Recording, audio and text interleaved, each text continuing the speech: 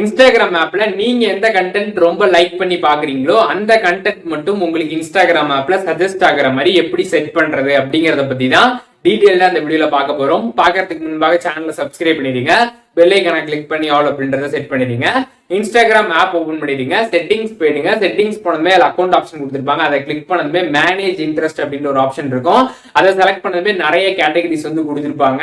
அதுல உங்களுக்கு எந்த கேட்டகரி ஆஃப் கண்டென்ட் மட்டும் வரணும் அப்படின்னு நினைக்கிறீங்களோ அந்த கேட்டகரி எல்லாம் நீங்க செலக்ட் பண்ணிடுங்க.